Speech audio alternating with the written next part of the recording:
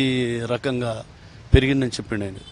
3 గంటలు మాట్లాడినాను, ఎంతగానో మెచ్చుకున్నాడు. అప్పటి నుండి ఇప్పటి వరకు ఎప్పుడైనా ఫోన్ చేసి చాలా విషయాలు మంచి ఇట్లా పాడాలి, ఇట్లా ఉండాలని, నాకు నా ఫ్యూచర్కు ఉపయోగపడేటువంటి చాలా విషయాలు నాతోని మాట్లాడేది. నాకు ఏమైనా సాహిత్యంలో డౌట్లు ఉన్నా కూడా నేను సార్కి ఫోన్ చేసేది.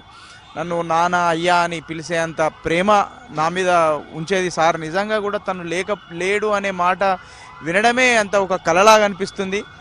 ఏది ఏమైనా ఈ తెలంగాణ పుడమి పైన ఒక చెరగని ముద్రను వేసి గొప్ప సాహిత్యాన్ని అందించినటువంటి వాగ్గేయకారులు అందశ్రీ గారు. తను లేకపోవడం నిజంగా బాధాకరం.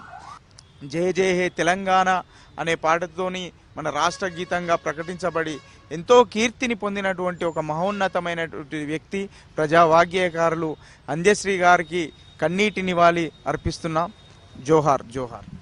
ఇది అందశ్రీ గారితో ఉన్నటువంటి జ్ఞాపకాలను వీళ్ళంతా కళాకారులంతా గుర్తు తెచ్చుకుంటున్నారు. తెలంగాణ ఉద్యమంలో ఆయన పాటలు, ఆయన సాహిత్యం చాలా ఒక ఉద్యమంలాగా, ఉద్యమానికి తోడుగా ఆ పాటలు, ఆ సాహిత్యం అంతా కూడా పనిచేసిందని నెమరు వేసుకుంటున్నారు.